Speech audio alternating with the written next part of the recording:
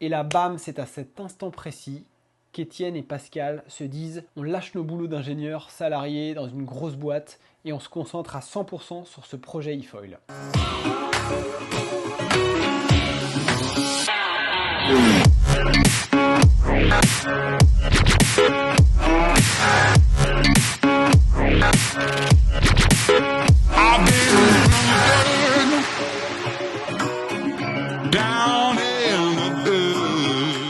Aujourd'hui est une review pas comme les autres puisqu'on passe en review un produit inhabituel, l'e-foil de la marque Plume. Alors même si j'ai commencé à vous parler de produits comme le Foil Drive que je teste en ce moment, ce type de produit n'est au départ pas forcément directement dans ce que j'ai l'habitude de tester. Maintenant tout évolue, donc c'est intéressant de s'intéresser à toutes les façons de voler en foil aujourd'hui. J'avoue que j'ai bien aimé les deux gars qui gèrent la boîte, leur démarche, leur histoire, le fait qu'ils aient parcouru la France aussi pour venir me voir, me présenter leurs produits, me le faire tester. J'ai aimé la passion qui se dégageait de ces deux personnes. Cet e-foil est un peu différent des autres, assemblé en France, avec une partie des pièces aussi, comme le moteur, fabriqué en France avec un concept qui est breveté.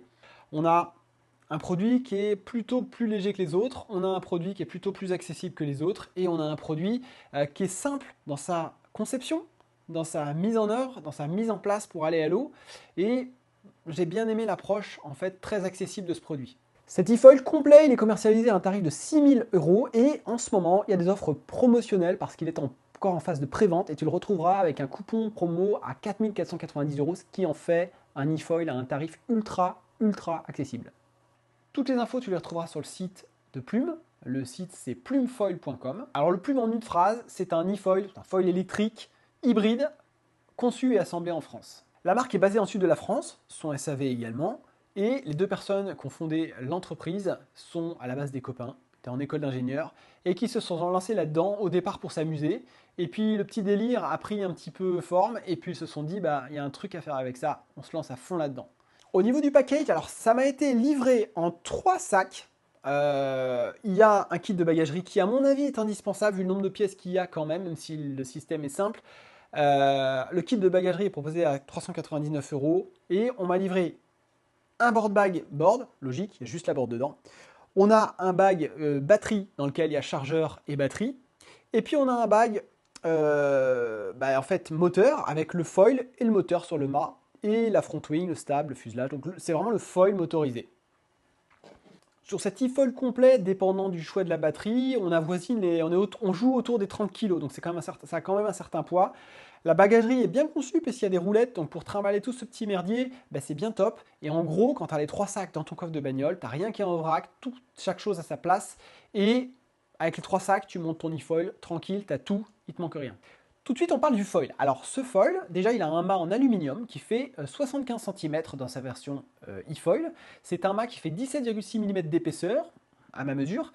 Et j'ai regardé, la corde fait 144 mm. On a un mât avec une corde assez généreuse. Le mât est relativement lourd, puisqu'il sort à 3 kg dans sa version wing. Il y a un mât vierge de moteur qui fait 80 cm. Ce mât sort à 3 kg.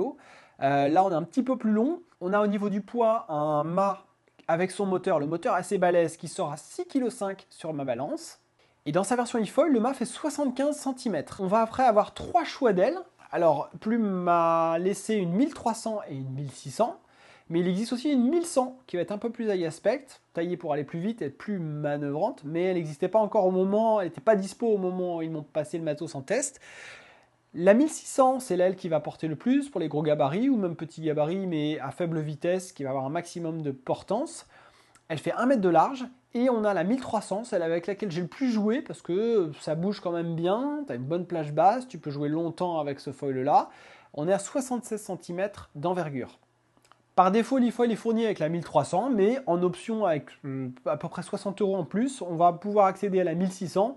Et puis il y aura l'achat pour un extra de plus de 140 € en lieu et place de la 1300.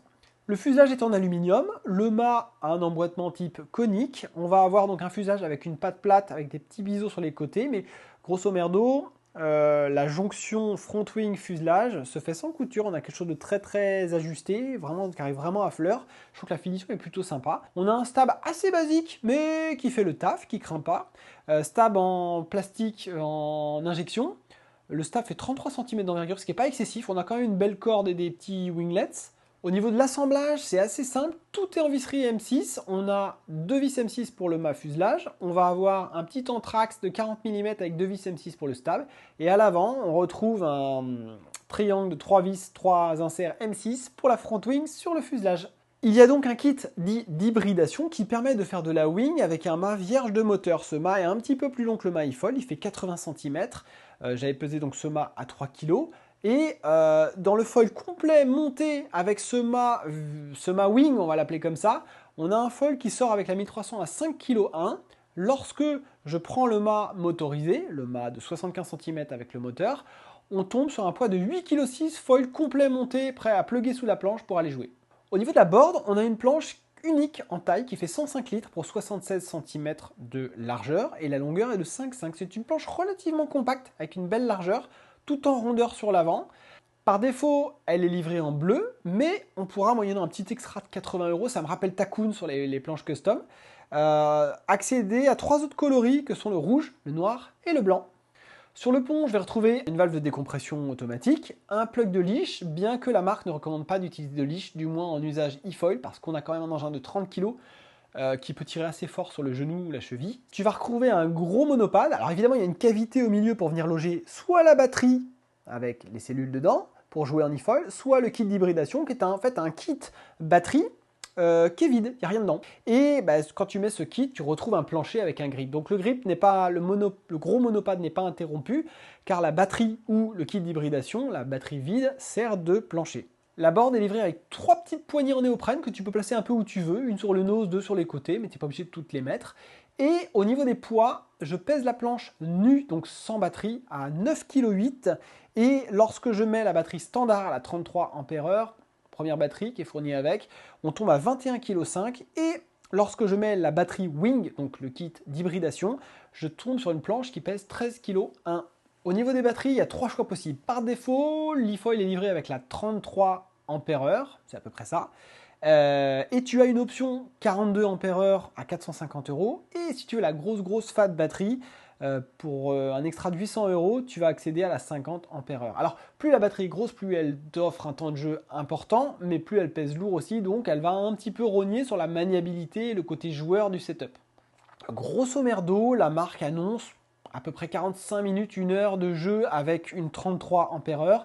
Et alors ça va être fonction de ta conduite, ça va être fonction des conditions du jour, ça va être fonction de la façon dont tu gères la gâchette. Mais en gros, quand tu passes sur la 42 Ah ou la 50 Ah, tu peux ajouter à chaque fois 25%. C'est 25% pour la 42 Ah par rapport à la première batterie et 50% d'autonomie en plus par rapport à la 33 Ah lorsque tu passes sur la 50 Ah. Pour les geeks, la tension de la batterie, c'est du 12S, on est en 50 volts. On a donc un petit chargeur dédié, enfin un petit chargeur avec un beau gros fat connecteur. C'est assez simple de mettre ça en charge. Il faut compter 3 à 4 heures de charge, dépendant de l'autonomie, de la capacité de la batterie choisie. Au niveau des chargeurs, on a un chargeur standard, donc je parlais de 3 à 4 heures de charge. Pour les énervés, ou plutôt les loueurs, ceux qui ont vraiment besoin d'avoir une cadence et de recharger vite les batteries, on a un chargeur rapide qui est proposé en option à 549 €. Et grâce à ce chargeur rapide, tu réduiras ton temps de charge à environ 1h30. J'ai pesé la batterie 33 Ah, donc celle qu'ils m'ont laissée pour jouer avec, la plus petite, mais la standard, à 11,7 kg sur ma balance. Désolé, je baille. Et j'ai pesé le caisson d'hybridation, donc cette batterie vide avec un grip dessus, à 3,1 kg sur la balance. Le moteur, petit focus. Alors, ils ont un moteur fabriqué, conçu en France. C'est pas une pièce qui vient d'Asie. Ils ont déposé un brevet sur leur système. Le moteur est assez balèze. En gros, on va dire que le moteur est auto-rincé par l'eau qui rentre par l'avant. On a des roulements en céramique. L'entretien est très mini. Il faut rincer avec de l'eau douce idéalement et laisser s'égoutter le moteur quand on a fini de s'en servir pour éviter que l'eau stagne à l'intérieur. Mais pas besoin spécifique de graisser le moteur à outrance après chaque sortie, rincez-le bien, mais l'entretien est vraiment simple, même par rapport à des systèmes type foil drive ou d'autres moteurs qu'on peut avoir sur d'autres modèles d'e-foil. Par défaut, l'hélice est une hélice bipale, il n'y a que des hélices bipales, mais elle est en plastique et on peut accéder, moyennant un supplément de 299 € à l'hélice, même moule, même shape, même épaisseur, même dimension, c'est exactement le même modèle. On peut accéder à la bipale en aluminium. Pour la curiosité des geeks, le contrôleur et ce qu'on appelle le contrôleur et le récepteur, ces pièces qui permettent de commander le moteur à distance, sont logées dans le mât en aluminium. Vous ne les verrez pas, mais ils sont constamment refroidis et le système est bien foutu parce qu'ils sont super bien intégrés dans le mât. Beaucoup de gens se posent la question de la vitesse max. Alors, apparemment, on annonce une vitesse de 35 km/h max avec la 1300, donc c'est largement suffisant. Pour la télécommande, c'est très simple. Elle est livrée avec un petit chargeur induction, donc la télécommande reste complètement étanche. On la charge en la posant sur ce petit chargeur en forme de disque. La mise sous tension est très simple. On allume la télécommande, par défaut elle est verrouillée. Il va falloir appuyer quelques secondes sur le bouton arrière pour déverrouiller la télécommande et pouvoir commencer à faire tourner le moteur. 3 modes de bridage, par défaut on va toujours utiliser le mode 100%, qui est je crois le mode H. En gros, les bridages vont servir si vous prêtez l'e-foil à quelqu'un qui débute, qui est vraiment totalement novice. Ça va éviter de se faire peur, d'aller trop vite ou de faire des erreurs de manip en appuyant trop fort sur la gâchette. Je précise que la télécommande coule si tu la fais tomber, donc il y a un leash poignet, type leash de palme de body, mais assez balèze. Pour pouvoir décrocher le leash, honnêtement, ça se fera pas par accident. Donc un bon leash poignet, pour sécuriser la télécommande. Au niveau des options, on a le kit bagagerie, donc réparti en 3 sacs. On a tout l'e-foil, board, batterie, foil, tout ça. Ça coûte 399 €. Les bagues sont quali, à roulettes, bien pensées, robustes. L'autre option qu'on va avoir, c'est le kit d'hybridation. Dedans, on va retrouver un mât de 80 alu sans moteur, une paire de straps, enfin 3 straps pour être plus exact, et on va retrouver la visserie aussi pour mettre ces petits straps, et un leash de bord, parce que là, en l'occurrence, quand on va utiliser la planche en wing, il va falloir mettre un leash, c'est beaucoup mieux. Le poids complet du e-foil monté, prêt à aller à l'eau, puisqu'on va aller à l'eau maintenant, avec la batterie 33 Ah, est à 30,1 kg sur ma balance. Mise en place, c'est très simple. On va monter l'avion, fuselage avec la front wing et le stab. On va monter le mât dessus avec les 2 vis M6. L'embase du mât fait office de connecteur. Donc on va mettre le mât à l'envers. On va visser avec 4 vis M6 la platine du mât qui arrive à fleur de carène sur la borde. Et après, on retourne la borde et lorsqu'on va venir brancher la batterie va venir se connecter à travers la planche au mât du foil. Et donc on va faire la jonction entre la source d'énergie et le moteur. On va avoir juste 4 vis M6 pour sécuriser la batterie sur le pont de la planche. Et après, on n'a plus qu'à allumer la télécommande, la déverrouiller, et c'est parti, mon kiki. Petite précision, il y a une antenne. Avant de insérer la batterie dans le pont de la planche, il va falloir connecter cette petite antenne à l'embase du mât, à travers la planche. C'est assez simple, et la faire passer dans un petit tube, en fait, c'est tout con. La seule chose à laquelle il faudra faire attention quand on démonte le foil, c'est de démonter l'antenne avant d'enlever le foil, sinon vous allez tirer sur le fil, vous risquez de l'abîmer.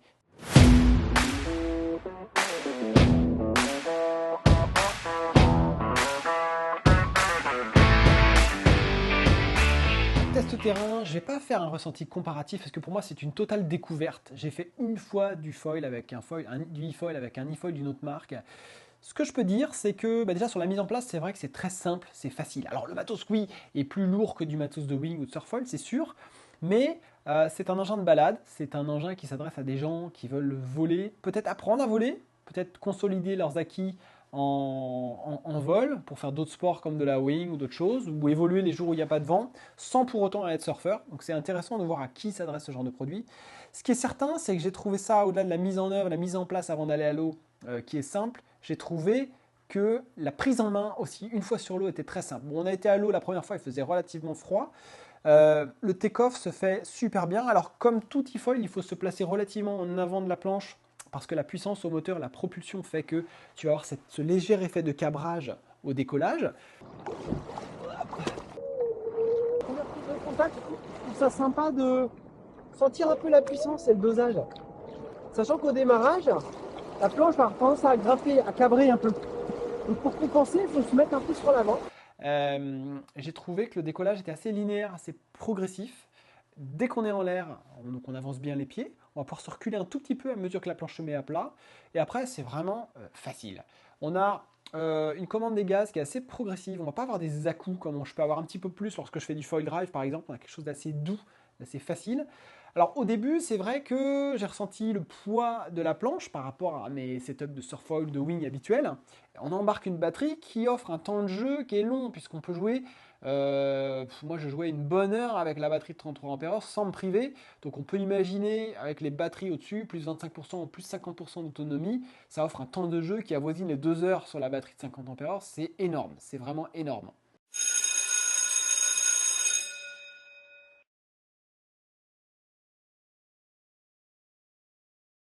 C'est parti pour la caillante. 1 degré.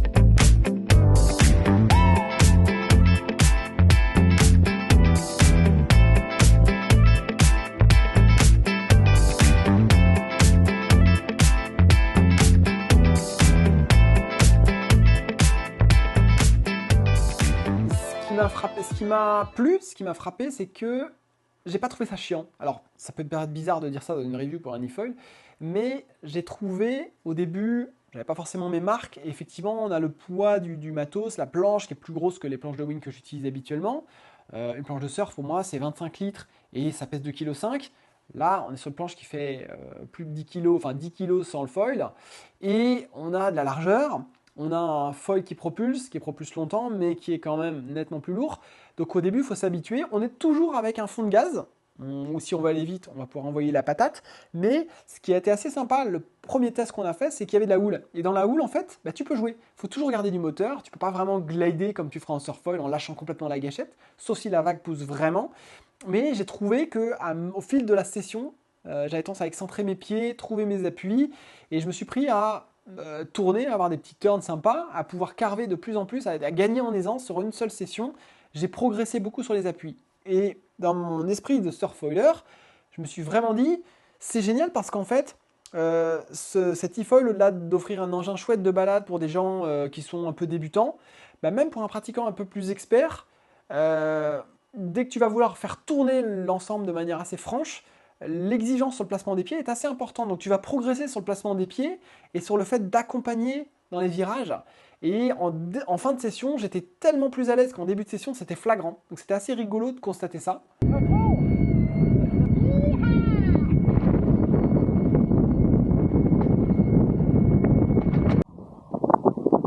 il y a le soleil, mais ça brûle les mains, ça revient. Généralement, l'onglet, tu la chopes 1 ou 2 fois, après t'es peinard. Après t'as chaud aux mains, c'est bien.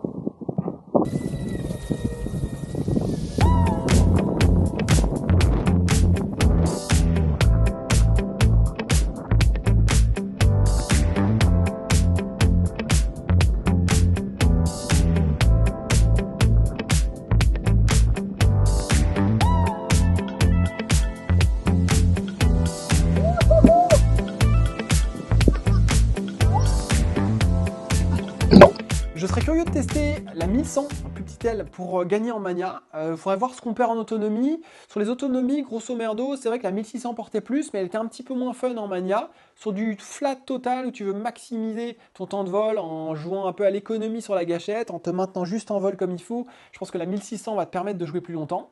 La 1300, c'est un bon compromis. Je comprends qu'il la vend en standard parce que ça va convenir à tous les gabarits. Le foil, le moteur est assez puissant, donc en fin de compte, même un gros gabarit va décoller sans problème. La planche a une bonne glisse. Sur la planche, très important, quand j'ai commencé à vouloir un petit peu carver, tourner, surfouiller, on va pas être trop prétentieux, mais j'ai trouvé que lorsque la planche avait tendance à retomber, quand le nose touchait, parce que faute d'appui, parce que trop bas sur le mât, eh bien le nose a tendance à rebondir et à pas d'effet coup de frein. On peut relancer assez facilement. J'ai trouvé aussi que j'ai découvert en fait une façon de rider un peu, de rattraper les erreurs avec le moteur. Quand la planche commence à baisser un peu, plutôt que de chercher à talonner ou à repartir son poids, bah, des fois on va redonner un petit coup de gaz et ça permet de se repercher, de retrouver une assiette neutre et de repartir. Ça évite la chute, donc c'est assez intéressant. C'est une autre façon de pratiquer, mais on prend ses repères assez rapidement. De la même manière, je me suis dit, ah, 75 cm, c'est pas très long finalement comme mât, mais le moteur est tout en bas, donc la probabilité de décrocher au moteur est quand même très faible. Et je me suis retrouvé plusieurs fois en mode foil drive, perché en haut du mât, l'hélice qui commence à caviter, à brasser de l'air, et en fin de compte, ce qu'il faut, c'est surtout pas paniquer. Il faut rester planche bien parallèle à l'eau, et à mesure que la planche va redescendre dans l'eau, l'hélice va réaccrocher, va reprendre du grip dans l'eau, et puis vous allez pouvoir continuer à rider. Donc, même si l'hélice sort de l'eau, l'e-foil reste hyper tolérant et facile à reprendre en main. Tant qu'on lâche pas la gâchette, qu'on lâche pas tout, pour éviter d'enfourner, ça se passe bien. Alors, un petit mot sur le kit d'hybridation. Faire de la wing avec ce setup, est-ce que c'est bien? Qu'est-ce que ça vaut? Alors, j'ai testé. La planche décolle assez tôt, donc ça va. Après, ce qu'il faut savoir, c'est que on a une planche qui fait quasiment 10 kg. Hein. C'est plus lourd qu'une planche de série, de la plupart des planches de série du marché, même si tu prends des planches un peu débutantes. On a une planche qui est conçue, structurée pour accueillir une batterie. C'est pas une architecture normale et qui permet de descendre en poids aussi bas que sur une board de série de wing. Donc voilà. Donc c'est plus lourd. Tu vas avoir moins de plaisir, je pense, à naviguer à terme. Si tu es avancé, tu vas vite voir les limites de ce matériel-là, de par le poids. Par contre, si tu es débutant, tu as un volume, un litrage, une largeur généreuse, une tolérance dans les touchettes dont tu bénéficies en e-foil, mais qui va être aussi appréciable quand tu vas commencer à faire tes premiers bords de wing. La wing qu'il propose, alors en toute honnêteté, et il ne s'en cache pas, il la propose pour pouvoir proposer à leurs clients un pack complet. Vous avez besoin d'une wing en plus de la planche, on vous la propose. Après, ils se disent très bien, pas experts sur ce sujet-là. Sur la wing, c'est un autre métier, on est dans une logique de pack. C'est pas là-dessus qu'ils vont apporter une vraie valeur ajoutée. Est-ce que ça fonctionne? Oui, ça fonctionne grave. Après, ça s'adresse plutôt à des gens qui veulent débuter, qui vont avoir l'option wing en complément du e-foil et pas l'inverse. Pas se dire j'achète ce matos-là, je vais faire de la wing avec et en plus je peux faire du e-foil. Non, on est clairement sur l'achat d'un e-foil avec une option wing et c'est bien, c'est génial que la marque ait pensé à faire ce kit parce qu'il y a des gens clairement que ça va intéresser. Ces gens-là, je pense, évolueront après vers du matos 100% wing en complément de leur e-foil. Je pense que c'est comme ça que le pratiquant évolue s'il accroche avec la wing, mais il n'est pas obligé d'accrocher. Et il peut déjà se contenter de ce kit d'hybridation qu'il va intégrer sur son e-foil, qui, même s'il est accessible au niveau budget, reste quand même un budget pour le pratiquant lambda. En conclusion, est-ce que j'ai kiffé? Oui, j'ai kiffé, même si ce n'est pas le produit number one qui convient à Adou, parce que je vais plus être à vouloir avoir peut-être une assistance pour aller jouer dans les vagues, ou jouer juste avec le vent, ma wing, ma pagaie, ou partir d'un ponton en dock start. C'est une autre philosophie, c'est celle de la balade, c'est celle du freeride, c'est celle du gars qui peut-être habite dans le sud de la France et a des spots qui sont flats, ou simplement le mec qui est en Bretagne et qui veut s'amuser l'été sur un plan d'eau plutôt plat quand il n'y a pas trop d'air. C'est une autre façon de voler, mais c'est une façon complémentaire, différente de voler. C'était cool de pouvoir tester pour la première fois cet e-foil avec plume, parce que j'ai bien aimé la philosophie. Au départ, c'est conçu par des Français, c'est conçu en France, il y a ce système de moteur qui est breveté. Il y a quand même un peu d'ingéniosité derrière tout ça. Le produit est propre, il est bien fini, il est qualitatif. On a quelque chose de solide qui va convenir à tous les gabarits. Le mât est bien raide. On a un poids qui est contenu par rapport à des produits concurrents. On a un prix qui est contenu par rapport à des prix de foil, e-foil concurrents. En clair, on a un engin qui va te permettre de sortir dans des conditions sur lesquelles les autres supports ne vont pas sortir. Il n'y a pas de vent, il n'y a pas de houle, c'est plat où il y a un peu de houle mais il n'y a pas de vent et tu voulais faire du wingfoil. On a un engin qui va permettre d'aller voler sur du plat, quel que soit ton gabarit. Au niveau de la conception, au niveau de la rigidité, l'ensemble est vraiment bien robuste. Donc petit gabarit comme gros gabarit, ça va le faire. Avec la gamme d'ailes proposée, ce qui est sympa, c'est que si tu veux aller chercher la Mania, un peu plus de perf, un peu plus de speed, on a la 1100. Et si tu veux des ailes un peu plus polyvalentes ou une aile un peu plus tranquille, on va pouvoir s'orienter sur la 1600 par exemple. Si tu es débutant, mais là aussi, il y a pépite, parce que cet e-foil, il n'est pas réservé uniquement à des pratiquants qui savent déjà voler. Si tu veux apprendre le vol, le gros intérêt de l'e-foil, ce que j'ai trouvé moi, c'est que le débutant qui va découvrir le vol va le faire à son rythme, puisque c'est lui qui a la gâchette, c'est lui qui détermine quand est-ce qu'il va décoller, et qui va te mettre un peu de la puissance de son e-foil et il va pouvoir gérer sa vitesse. Ce qui est moins le cas quand tu fais du tracté derrière un bateau. Sans compter les grosses différences de logistique, les contraintes logistiques, avoir un bateau, avoir quelqu'un qui pilote le bateau, l'essence, etc., etc. Là, tu as une espèce d'autonomie dans ta session qui est juste parfaite pour prendre le temps d'apprendre et progresser rapidement.